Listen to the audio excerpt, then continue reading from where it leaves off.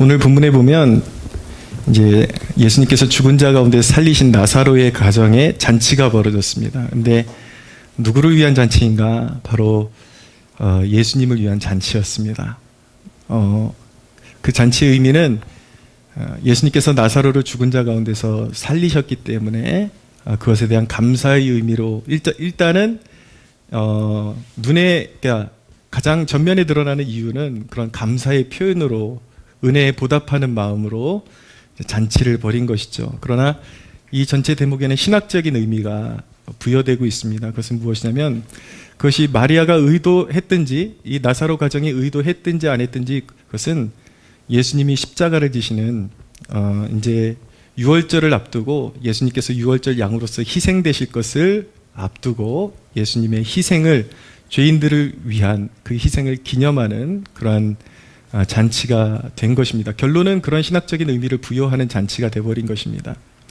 우리가 신앙 생활하다 보면은 참 그 어떤 묘미라 그럴까요? 그런 게 있어요. 나는 전혀 의식하지 못하고 어떤 행동을 하고 주님을 섬긴다고 했는데 그것이 어떤 하나님께서 행하시고자 하시는 어떤 특별한 뜻을 성취하는 그런 동기가 되는 경우들이 종종 있습니다. 나는 그냥 하나님께 이렇게 섬겨드려야지. 그리고 그런 어떤 좋은 마음을 가지고 어떤 행동을 했는데 그게 내가 뜻하지 않은 어떤 어떤 하나님의 그런 계획을 성취하는 그런 어떤 발단이 되는 그런 일들을 경험하기도 하죠. 그래서 우리 안에 하나님께서 그런 어떤 주시는 그 감동에 따라서 행동하는 것이 참 얼마나 중요한지를 알게 되는 것입니다. 중요한 것은 무엇이냐면 은혜에 보답하는 삶을 사는 것이 참 중요하다는 것을 오늘 우리가 마음에 새겨야 합니다. 오늘 특별히 우리가 스승의 주일을 보내고 있는데 좀 이렇게 은사들에게도 그런 어떤 감사한 마음을 표현할 줄 아는 그런 태도들도 굉장히 중요한 것 같습니다. 왜냐하면 뭐 아이들을 이렇게 양육해 보면은 어리니까 그냥 봐줄 수도 있는데 특별히 요즘 세대가 더 심하다라는 생각을 떨쳐버릴 수가 없습니다. 교회에 와도 목사님을 봐도 그렇게 많이 봐왔는데 이렇게 어떻게 좀 강요를 하기 전에는 고개 한번 끄덕이지를 않는 경우들도 있고 인사도 안 하고 정말 여기서 뭐 몇 달, 몇 년을 봐도 길거리에서 보면 아는 척도 안 할 것 같아요. 그런 이제 모습들이 보이거든요. 이거는 우리 어른들의 좀 책임이다, 문제다라는 것을 이제 생각하게 됩니다. 그래서 항상 자기에게 어떤 고마운 가르침을 주는 선생님들, 은사들, 영적인 리더도 그렇고 그런 어떤 고마움을 알고 좀 이렇게 표현할 줄 아는 것들. 뭐 요즘 뭐 김영란법이다 해가지고 요즘은 어떻게 되는지 모르겠는데 너무 야박하게 가는 것 같아요. 좀 이렇게 선생님에게 고마움을 표현할 수 있는 그런 길도 점점 사라지는 것 같고 그렇긴 한데 우리가 그런 것들 자녀들한테 잘 좀 교육시킬 필요가 있겠다 싶은 생각이 듭니다. 근데 오늘 이 잔치에 우리가 눈여겨봐야 하는 첫 번째 대목은 무엇이냐면 마리아의 헌신입니다. 마리아의 헌신. 왜 마리아가 성경에 그렇게 회자될 수밖에 없고 그녀의 헌신이 지금까지도 눈부시게 빛을 내는지 이 여인이 어떻게 예수님을 섬겼는지 오늘 대목을 통해서 우리가 볼 수가 있게 되는 것이죠. 자, 2절, 3절을 한번 같이 읽어볼까요? 시작. 거기서 예수를 위하여 잔치할세 마르다는 일을 하고 나사로는 예수와 함께 앉은 자 중에 있더라.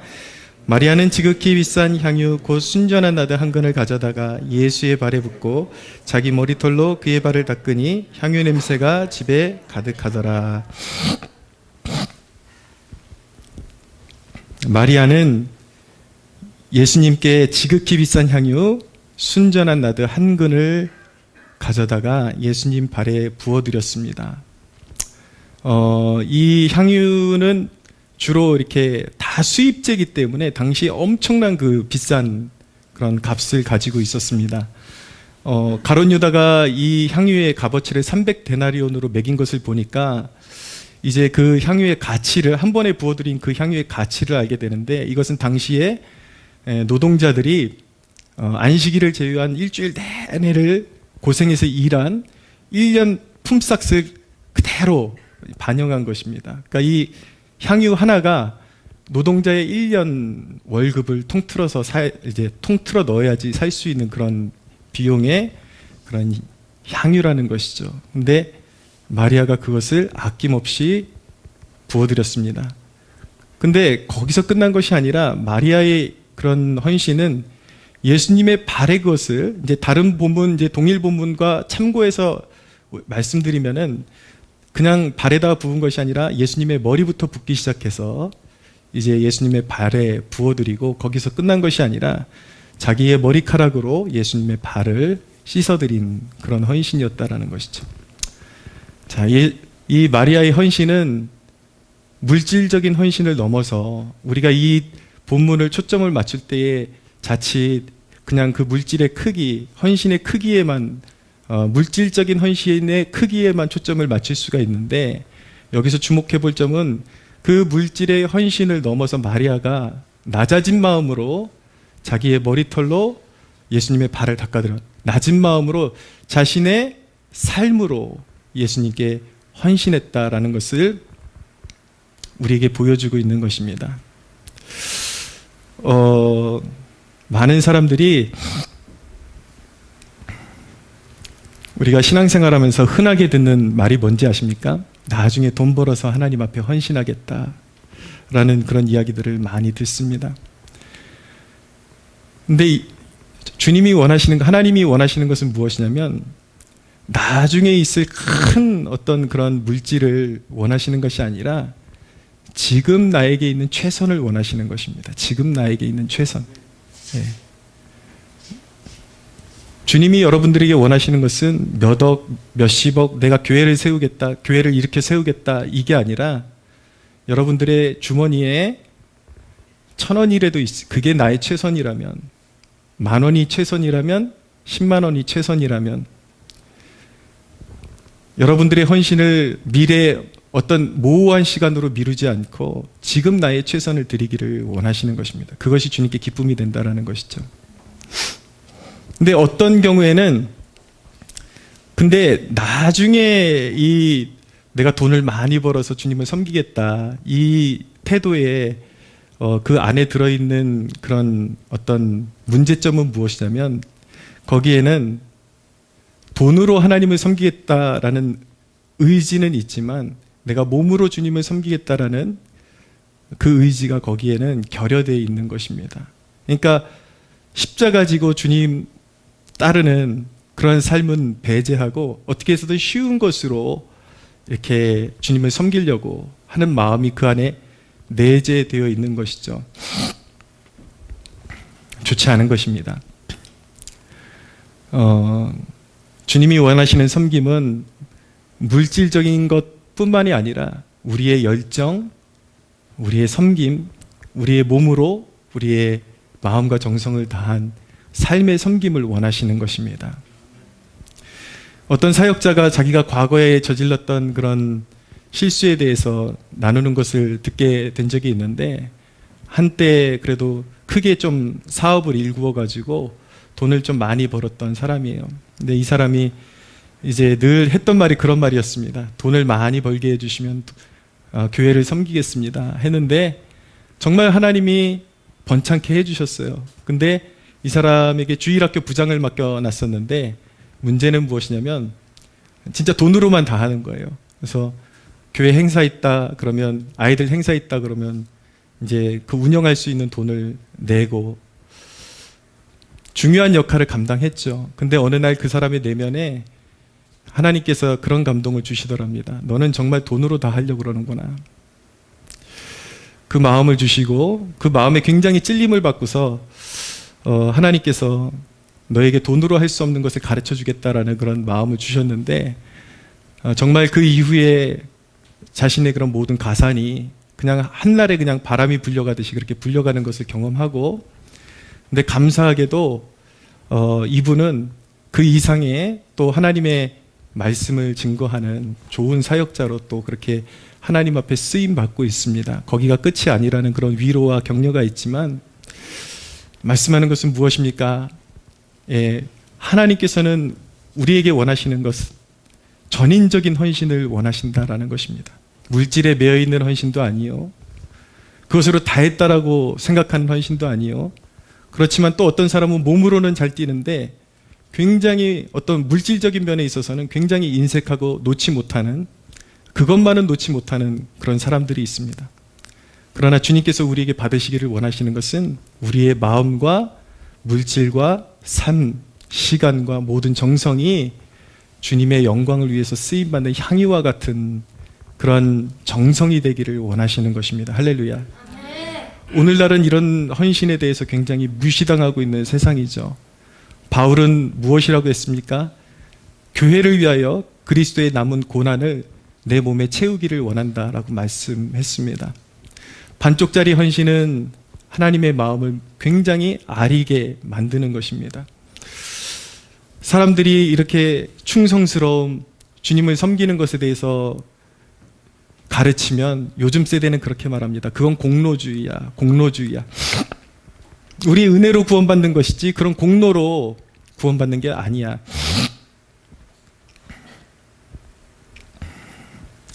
어떤 장로라는 분이 제가 페이스북에서 옛날에 글을 올리면 이런 헌신에 대해서 강조를 하면 그분이 저에게 반박 댓글을 늘 쓰는 장로님이라는 분이 한 분 계셨어요. 근데 그분이 하는 말이 뭐냐면 당신이 쓰는 건 공로주의다. 하나님이 우리에게 전적으로 주시는 것이 우리가 하나님께 드릴 게 뭐가 있냐 그러면서 저보고 이제 잘못 가르친다는 거예요. 그러면서 늘 페이스북에 그가 올리는 사진은 뭐냐면 장로라는 분이 늘 막걸리 이렇게, 거짓말 아닙니다, 막걸리 통 들고 막걸리 마시는 사진, 음담패설 이렇게 글로 올려가지고 우리는 자유해, 우린 자유해. 이제 저 같은 목사에게는 바리새인 목사 그렇게 하는 것이죠. 여러분 어떤 것이 여러분 옳다라고 생각하십니까? 무엇이 공로주의입니까? 제가 오늘 분명히 알려드리겠습니다. 공로주의라는 것은 하나님의 은혜를 나의 공로로 쟁취하려고 그러는 영적인 태도를 말하는 것입니다. 공로주의는 어떻게 나타나냐면 나를 높이는 것으로 나타나는 것이죠. 내가 했다. 그래서 어떤 좀 책망을 듣거나 아니면 누가 자기가 섬긴 것에 대해서 알아주지 않으면 굉장히 서운해하는 마음을 품고 자기를 누군가가 알아주기를 원하는 마음, 이런 것이 바로 공로주의라고 말하는 것입니다. 그런데 여러분 참 그리스도인들은 항상 제가 강조하는 것이 공로주의를 주장하는 것이 아니라 은혜에 보답하는 삶을 말씀드리고 있는 것입니다. 참된 그리스도인들은 항상 은혜에 보답하는 삶을 살아야 하는 것입니다. 할렐루야. 은혜에 보답한다라는 것은 무엇입니까? 그런 태도는 어떤 것입니까? 사랑으로 수고하고, 주님이 나에게 먼저 자신을 온전히 주셨으니까 나도 온전한 마음으로 사랑으로 수고하고, 내가 했다고 해서 자랑하지 않고 겸비하게 낮은 마음을 가지고, 그렇게 충성된 마음을 가지고 항상 이 은혜에 보답하는 삶에는 어떤 귀결이 따르냐면 항상 충성심이 따르게 되는 것입니다. 항상 충성스러운 거예요. 여러분, 제가 여러분들에게 선포되는 말씀 여러분들이 듣고 성경을 계속 곰곰이 묵상하면서 읽어보십시오. 제 말이 거짓말인가? 하나님의 은혜를 입은, 그리스도의 십자가의 은혜를 입은 한결같은 하나님의 백성들, 제자들, 주의 백성들의 특징이 무엇이었습니까? 충성한다라는 것이었습니다. 은혜를 아는 사람은 충성하는 거예요. 그것으로 하나님의 점수를 따려고 하는 것이 아니라 이미 주신 은혜가 너무 크고 벅차가지고 무엇 해도 주님께 해드리고 싶어서 달려가고 뛰어가고 충성스럽게, 주님이 나를 위해서 처량하게 가시면류관을 쓰시고 십자가에 달리시고 모든 물과 피를 쏟아주셨으니 내가 가진 것 아까운 것이 무엇인가, 다 쏟아드리는 그 충성심을 보이는 것이죠. 근데 여러분, 은혜 위에 은혜가 더하듯이 놀라운 것은요, 그렇게 충성심을 가진 백성들에게 하나님께서는 또 더 큰 은혜의 문을 활짝 열어주십니다. 할렐루야. 사무엘상 23장에 보면 다윗에 관한 기사가 나오는데, 이제 다윗이 태어난 곳이 베들레헴인데, 유대 베들레헴인데 그곳을 블레셋이 이제 점령하고 통치하고 있었습니다. 그러니까 다윗이 베들레헴 성문 곁에 있던 우물물을 어렸을 때 먹으면서 이렇게 그런 어떤 추억이 있었던 것 같아요. 그 물이 너무 먹고 싶다라고 그렇게 말을 하니까 다윗의 충성스러운 새 용사가 우리 왕이 원하신다면 우리가 목숨 걸고 가겠습니다. 그러고 새 용사가 그 우물물을 뜨기 위해서 블레셋의 그 온 군대를 뚫고 지나갑니다. 근데 세 명이 다윗에 관한 충성심을 가지고 뚫고 들어갈 때에 하나님께서 그들에게 함께 하셔서 블레셋 대군이 갈라지고 흩어지고 대로가 열리고 그래서 베들레헴으로 들어가서 그 우물물을 떠오는 그런 역사를 경험하게 되는 것입니다. 할렐루야. 여러분, 그리스도를 향한 충성심을 가지고 우리가 헌신하는 그 백성들에게 하나님께서는 은혜의 문을 열어주시는 것입니다. 대적이 견고하게 지키고 인간의 힘으로 뚫을 수 없는 문이 비록 세 사람이라 할지라도 그리스도를 향한 충성심을 가진 사람들이 뚫고 나갈 때에 수많은 대적들이 무릎 꿇고 비명을 지르고 떠나가는 그런 역사들이 일어나게 되는 것입니다. 할렐루야. 여러분, 교회 부흥의 역사는 어디서부터 시작되는 것입니까? 저는 그렇게 믿습니다. 두세 사람이 내 이름으로 모인 곳에 나도 그들 중에 있다라고 예수님께서 말씀하셨는데 한 교회에 세 사람이라도 정말 교회 부흥을 위해서, 민족교회의 부흥을 위해서 썩어지는 기도의 미랄이 되기로 작정하고 생명을 건 세 사람만 있다 하면 저는 하늘문이 열리는, 마귀의 견고한 진들이 파괴되고 하늘문이 열리고 하나님의 성령이 부어지고 그 세대에게 소망이 임하는 역사가 일어날 것이라고 저는 믿습니다. 여러분, 충성스러운 증인들이 되십시오. 충성스러운 사람들이 되십시오. 충성스러운 하나님의 사람들이 가는 곳마다 길이 열리게 될 것입니다. 근데 다윗의 마음의 아름다움을 보십시오. 새 용사가 우물물을 떠왔는데 이것은 내가 마실 수 없는 물이다. 이것은 내 용사들이 정말 자신의 목숨을 걸고 떠온 것인데 내가 마실 수 없다. 그래서 그것도 여호와 하나님께 부어드려요. 다윗의 마음의 씀씀이가 늘 그랬습니다. 늘 충성스럽고 늘 하나님 사랑하고 늘 하나님께 무엇에도 부어드리고 싶은 그 마음 가지고 늘 마음의 씀씀이가, 그러니까 어떻게 됩니까? 삶의 선순환이 이루어지는 거예요. 은혜 받은 걸 또 갚고 싶은 마음으로 보답하는 삶으로 하나님 앞에 드리니까 하나님이 또 더 큰 은혜의 문을 열어주시고, 그의 삶 가운데 역경과 고난이 있었지만 늘 하나님이 함께 하시고 더 큰 은혜의 문을 열어주시고 가는 곳마다 승리하게 하시고 지경을 넓혀주시는 놀라운 은혜가 임한 것입니다. 여러분들의 삶 가운데 다윗과 같은 그런 삶의 축복들, 그런 헌신과 충성된 백성들에게 부어주시는 하나님의 놀라운 축복이 임하기를 예수님의 이름으로 축원합니다. 여러분, 진정한 공로주의라는 것은 무엇입니까? 오늘날 사람들이 알지도 못하고 공로주의 그러는데 진정한 공로주의는 바로 가룟 유다의 모습에서 나타나고 있는 것입니다. 오늘 말씀 보십시오.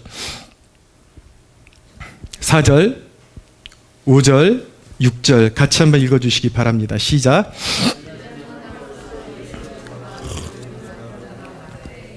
그를 어찌하여 300데나리온에 팔아 가난한 자들에게 주지 아니하였느냐 하니, 이렇게 말함은 가난한 자들을 생각함이 아니요 그는 도둑이라 돈깨를 맞고 거기 넣은 것을 훔쳐가미러라. 아멘. 예수 그리스도를 경외함이 빠져있는 자기 헌신 속에 공로주의가 숨어있는 것입니다. 얼마나 동기가 좋습니까? 오늘 가룟 유다를 보십시오. 왜 그것을 300데나리온에 팔아서 가난한 자들을 도울 수 있는데 왜 그것을 예수님의 발에 부어가지고 낭비를 하느냐? 인본주의적으로, 인간적인 시각으로 보면 얼마나 아름답습니까? 그러나 여기에 공로주의가 있는 것입니다.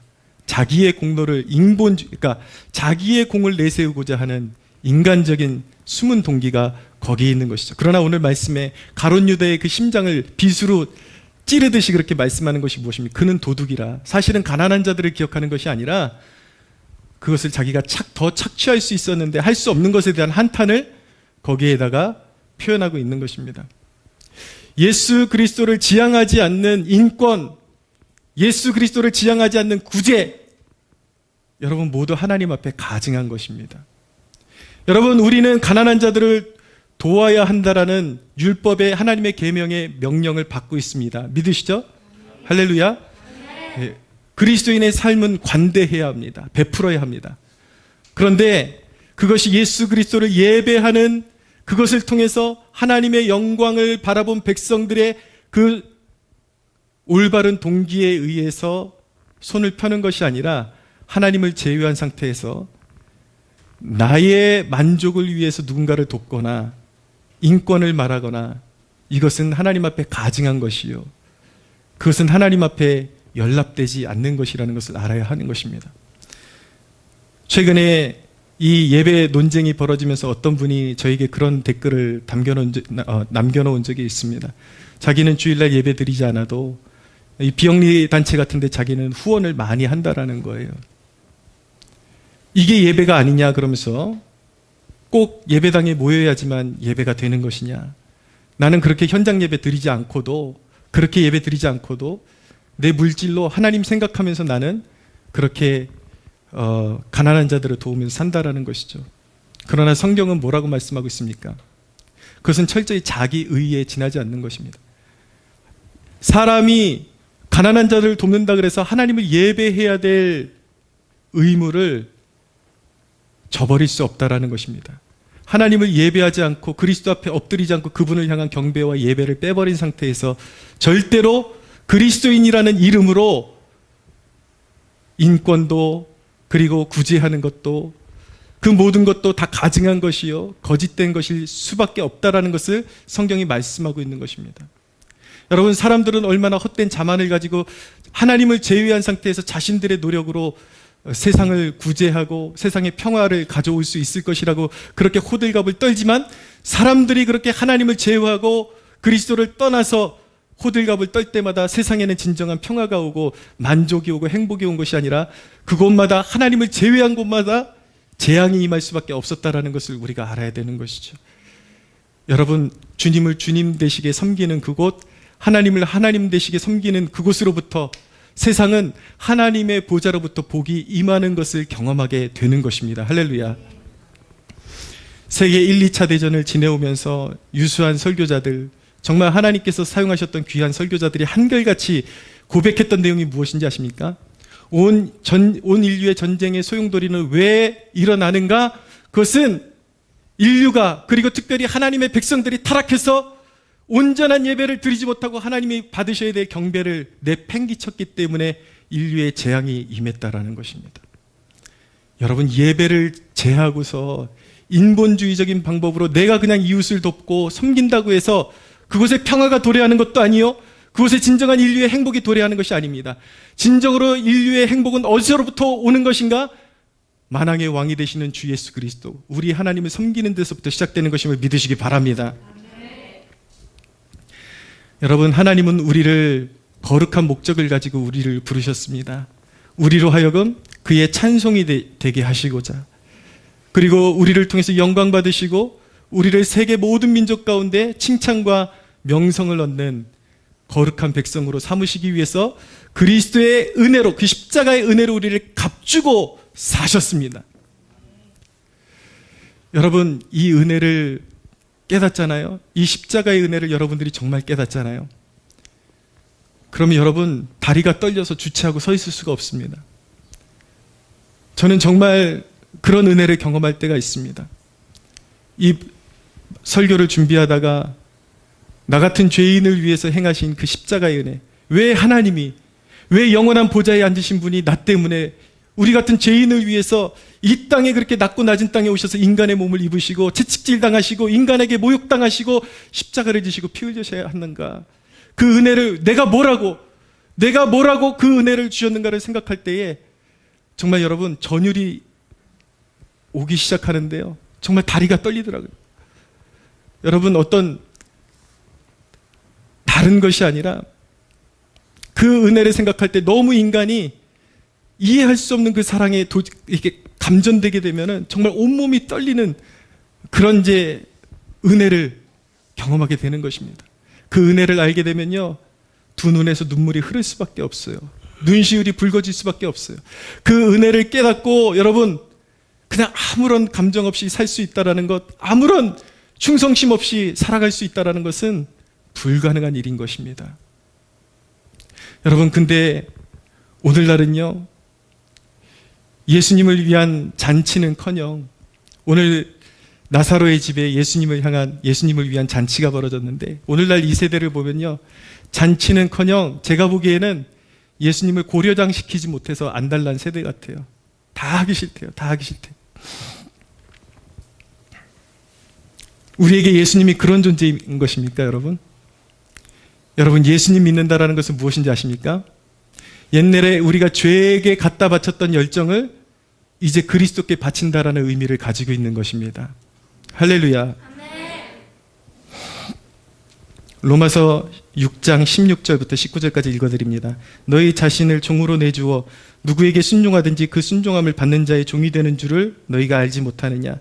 혹은 죄의 종으로 사망에 이르고 혹은 순종의 종으로 의에 이르느니라. 하나님께 감사하리로다. 너희가 본래 죄의 종이더니 너희에게 전하여 준 바 교훈의 본을 마음으로 순종하여 죄로부터 해방되어 의에게 종이 되었느니라. 너희 육신이 연약함으로 내가 사람의 의대로 말하노니 전에 너희가 너희 지체를 부정과 불법에 내주어 불법에 이른 것 같이 이제는 너희 지체를 의에게 종으로 내주어 거룩함에 이르라. 할렐루야. 여러분, 사람은요, 죄는 가르쳐주지 않아도 죄를 습득하고야 많은 열정과 힘이 있습니다. 사람에게는. 언젠가 제가 말씀드렸는데 우리 아이들 게임 이렇게 주잖아요. 그러면 저는 깜짝 놀라요. 설명서를 준 적도 없는데 어느 순간 어디에 뭐가 숨어 있고 어느 기능을 사용하면은 그것을 뛰어넘을 수 있고 이런 걸 너무 세세히 잘 알고 있어요. 저는 물어보죠. 도대체 이런 거 어떻게 배우는 거냐? 어떻게 배우는 거냐? 그러면 요즘은 뭐 유튜브에도 나오고 다 나온대요. 미리 깨본 사람들이 찍어놓은 화면이 다 나온대요. 그래서 그거 보고 애들이 다. 여러분, 아이들 뿐입니까? 인간이요, 자기가 추구하고자 하는 분야에 대해서는 무엇이든지 쟁취해냅니다. 잘 몰라도. 스포츠에 관심이 많은 사람은요. 저는 원래 볼을 가지고 노는 걸 너무나도 싫어하기 때문에 아직도 야구, 축구 이런 거 룰을 몰라요, 저는. 근데 여러분, 볼을 좋아하는 사람들은요, 그걸 연구하지 않아도 보는 과정 속에서 그 룰을 다 외우고 있더라고요. 알게 되는 것이죠. 요즘은, 옛날에는 축구하면은 남성들의 전유물이었는데 요즘은 여자들도 축구를 얼마나 좋아하는지 축구, 야구 룰을 다 알고 있더라고요. 인간은요, 자기가 정말 열망하는 그 분야에 대해서는 가르쳐주지 않아도 그것을 캐내고 성취해내고 손에 쥐는 그런 재주를 가지고 있습니다. 그런데 여러분, 예수님을 믿은 우리들은 그 힘을 어떻게 사용하는가? 그렇게 죄에게 쏟아부었던 힘을 예수 그리스도를 알고자 하고 그분을 더 사모하고 그분이 우리에게 주시는 축복이 무엇이고 그 십자가의 은혜가 무엇인지 더 알고자 하는, 그것을 파고드는 힘으로 바뀌어야 하는 것입니다. 할렐루야. 이게 왜 그렇게 중요한지 아십니까? 그렇게 뭐 스포츠 룰은 너무나도 그렇게 잘 알고 다 알고 연예인들 뭐 누가 어떻게 했다 막 그런 건 다 알아요. 그런데 수년을 교회 다녀도 이 복음을 모르는 사람들이 너무 많아요. 그렇게 십자가의 은혜로 구원받는다라고 그렇게 주구장창 주일날 그렇게 얘기하는데도 결국 교회에서 떨어져 나가는 사람들 얘기 들어보잖아요. 당신 복음이 뭔지 아냐? 고등학교 때까지 교회 다녔다, 대학교 때까지 교회 다녔다는 사람들 얘기 들어보면 복음을 몰라요. 수년을 교회 다니면서 귀를 막고 있는 거예요. 열정이 없는 거죠. 말씀을 이해하고 싶은 열정이 없는 거예요. 복음을 이해하고 싶은 열정이 없는 거예요. 그러니까 수년을 교회 나와도 알아듣지를 못해요. 그 단순한 복음, 우리는 죄인이고 우리의 공로 없이 오직 십자가의 은혜로 구원받는다라는 것을 몰라요. 늘 물어보면 그럼 복음 아니야? 물어보면 그거 그냥 하나님 믿고 내가 착한 일하면 구원받는 것 아니냐? 늘 이 소리 하는 거예요. 자기가 죄인인지 몰라요. 교회를 그렇게 수년을 다녔지만 자기가 얼마나 죄인인지 모르고 내가 정말 하나님의 핏값이 아니면, 하나님의 아들의 핏값이 아니면 구제불능의 죄인이라는 것을 아는 사람이 없더라고요. 왜입니까? 수년을 나와도 하나님께 그 에너지를 쏟지 않는 거예요. 복음을 듣고자 하는 에너지를 쏟지 않는 거예요. 강단에서 선포되는 하나님의 말씀의 그 위력을 깨닫고자 하는 그 열정을 쏟아붓지를 않는 거예요. 답답한 것이죠. 사랑하는 여러분, 설교자가 여러분들을 향해서 에너지를 바라면서 여러분들이 이 간절한 이 복음의 진리를 깨닫기를 원하는 이 열정을 가지고 쏟아붓듯이 여러분들은 들을 때도 수동적으로 듣는 것이 아니라 그 말씀을 이해하고 듣고자 하는 그 열정을 가지고 들을 수 있어야 하는 것입니다. 할렐루야. 여러분, 무엇이 공로주의입니까? 찰스 스펄전 목사님의 설교의 한 대목을 읽어드리겠습니다. 사랑하는 성도 여러분, 여러분이 예전에 그리스도께 불명예를 끼친 만큼 이제는 그 정도로 뜨겁게 그리스도께 명예를 안겨드리십시오.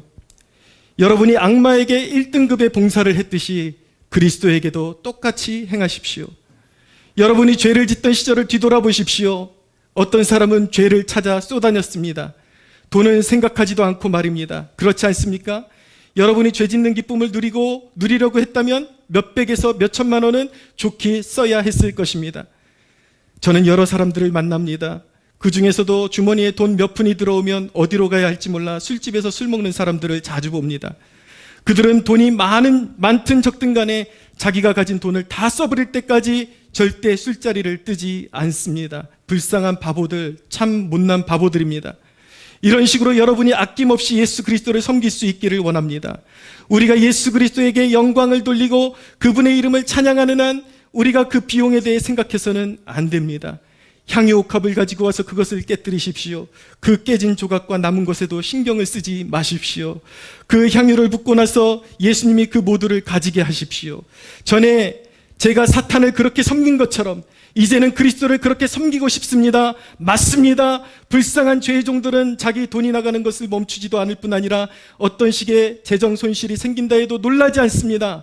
그 짧은 시간에 죄를 짓기 위해 얼마나 많은 사람들이 자신의 인품을 훼손시키는지 생각해 보십시오.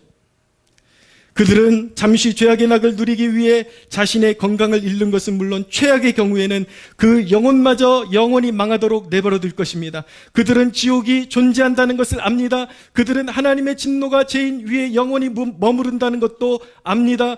그럼에도 그 모든 위험을 무릅쓰고 그들은 죄를 위해 모든 것을 잃습니다. 이와 같은 열정으로 우리는 주님을 섬겨야 합니다. 할렐루야.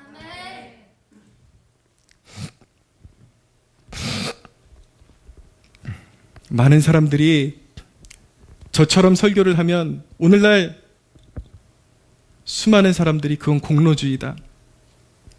그러면서 꼭 하는 말이 무엇인지 아십니까? 유럽 교회를 봐라. 앞서가는 서구 교회들은 그런 거 다 끝났다. 그런 거 강요하지 않는다. 그런데 두 눈을 뜨고 보십시오, 여러분. 지금 영국을 비롯해서 서구 유럽의 교회들이 어떻게 되어 있는지 양심을 가지고 보십시오. 건물만 덩그러니 남아있고 다 문을 닫았습니다.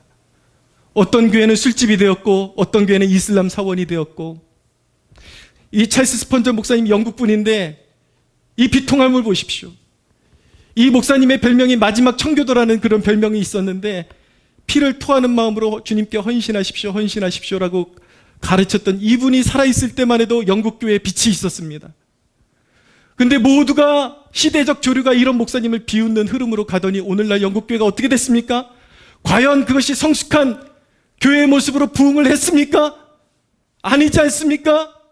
부흥을 했습니까? 오늘날 많은 교회 목사들이 예배당 안에만 머무르지 말라고 합니다. 밖에 나가서 영적으로 잘 섬기라고 합니다. 그러면 여러분, 그런 논리로 따지자면 영국 교회는 오늘날 영적인 각성과 부흥이 충만하게 이르렀어야지 맞는 것 아닙니까? 오늘날 영국 교회는 어떻게 됐습니까? 모조리 패망했습니다. 어떤 것이 진리입니까, 여러분? 어떻게 섬겨야겠습니까, 여러분? 여러분, 사도 바울은 공로주의자였습니까? 사도 바울은 은혜에 보답하는 삶을 사는 사람이었습니다. 그가 어떻게 살았는지 보여드릴까요? 고린도후서 11장에 있는 사도 바울의 고백을 보십시오. 유대인들에게서 40에 하나 감한 매를 내가 5번 맞았으며 3번 태장에 맞고 1번 돌로 맞고 3번 파선하고 일주야를 깊은 바다에서 지냈으며 여러 번 여행하면서 강의 위험과 강도의 위험과 동족의 위험과 이방인의 위험과 신의 위험과 광야의 위험과 바다의 위험과 거짓 형제 중에 위험을 다 당하고 또 수고하며 애쓰고 여러 번 자지 못하고 줄이며 목마르며 여러 번 굶고 춥고 헐벗었노라. 이 외의 일은 고사하고 아직도 날마다 내 속에 눌리는 일이 있으니 곧 모든 교회를 위하여 염려하는 것이라. 여러분, 이것이 공로주의자의 고백입니까? 부르심을 따라, 그 부르심을 따라서 사명 감당하는, 은혜에 보답하는 삶을 일생의 가치로 삼았던 사도 바울의 고백이었습니다. 디모데는 어땠습니까, 여러분? 이 세대는 술에 대해서 얼마나 관대한지요? 사도 바울이 디모데에 대해서 뭐라고 말했습니까? 너의 자주 나는 위장병을 위하여 포도주를 조금씩 쓰라라고 말씀하고 있습니다. 그 말은 무엇입니까? 주님 앞에, 초대교회 주님 앞에 헌신했던 직분자들은 술을 입에 대지 않았다라는 것을 간접적으로 보여주고 있는 것입니다. 끊임없이 주님의 영광을 구하다 보니까 위장이 상했어요. 그러니까 사도 바울이 뭐라 그럽니까? 너의 자주나는 위장병을 위해서, 그 병을 위해서 포도주를 조금 사용하라라고 말씀하고 있는 것이죠. 오늘날 이 세대는 왜 그렇게 술을 못 마셔서 안달입니까? 조금 더 거룩해지고자 하는 그 열망은 어디에 있습니까? 오늘날 디모데의 헌신은 어디 있습니까? 기독교의 역사를 보십시오. 그 은혜에 보답하는 삶을 살았던 하나님의 사역자들을 보십시오. 조지 히필드는 뭐라고 말했습니까? 내 삶은 달아 없어지느니, 녹슬어 사라지느니 차라리 하나님의 영광을 위해서 달아 사라지는 길을 선택하겠다라고 말했습니다. 내 삶이 낭비되는 길을 선택하기보다, 녹슬어 사라지는 길을 선택하기보다 주님을 위하여 손발이 닳도록 그렇게 쓰임받다가 내 인생 주님 앞에 쏟아부어 드리고 그렇게 천국에 입성하고 싶다라고 고백했던 사람이 휘필드였습니다. 동시대의 존 웨슬리는 복음을 증거하기 위해서 말을 타고 지구의 10바퀴를 돌았습니다. 지구의 10바퀴 거리를 뛰어다니면서 예수 그리스도의 복음을 전했습니다. 오늘날 휘필드가 살아있었다면, 오늘날 디모데가 살아있었다면, 오늘날 사도 바울이 살아있었다면 조금만 헌신하자고 북돋아도 공로주의라고 그렇게 매도하는 이 세대를 보면서 뭐라고 말했을까요? 이 세대를 보며 하나님의 사람들은 뭐라고 평가했을까요? 오늘날의 사람들은 그런 사도들의 헌신을 보면서 뭐라고 비아냥거렸을까요? 당신들은 공로주의자들이다, 그렇게 비아냥거리지 않았을까요? 여러분, 우리들의 사는 모습을 보십시오. 하나님의 사람들이 보며 통탄하고 땅을 치면서 통곡할 그런 모습으로 우리는 살아가면서도 부끄러운 줄 모르고 그렇게 하루하루를 살아가고 있습니다.